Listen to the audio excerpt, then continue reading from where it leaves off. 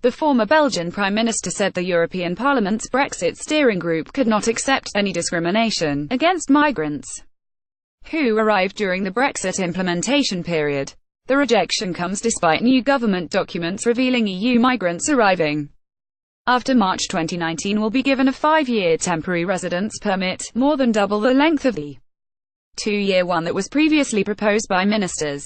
But Mr Verhofstadt said he was unhappy with the UK's revised proposal, under which EU migrants who live in the UK for 5 years will have the opportunity to stay indefinitely. But a key difference between the arrangements and those for EU citizens who are already living in Britain at the point of exit relates to the right to be joined by family members.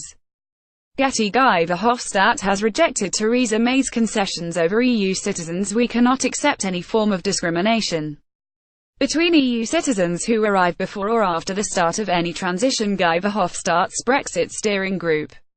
People who come after Brexit will be able to bring spouses, partners and children to the UK once the implementation period ends. But these rights will be on a par with rules for British citizens, whereas EU nationals resident prior to departure can bring family members to the UK under EU law. Under the current regime, UK citizens who wish to be joined by non-European dependents have to earn at least £18,600 a year. MEPs said they had concerns about differentiation between the rights of migrants who arrive before and after March 2019 and the lack of access to the European Court of Justice. Thursday, February 8, 2018.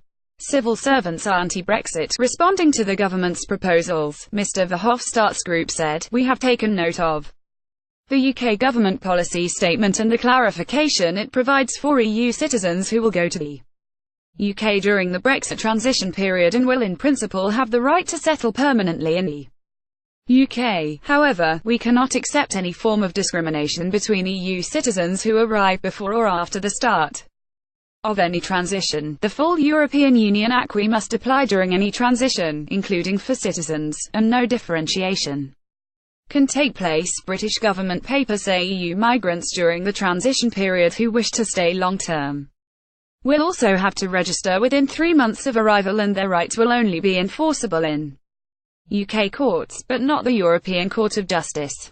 Remainer Mr Verhofstadt added, "It can certainly not be the case that EU citizens arriving during any transition are forced to accept a lower standard of rights, in particular those relating to family reunion, child benefits and access to judicial redress via the European Court of Justice."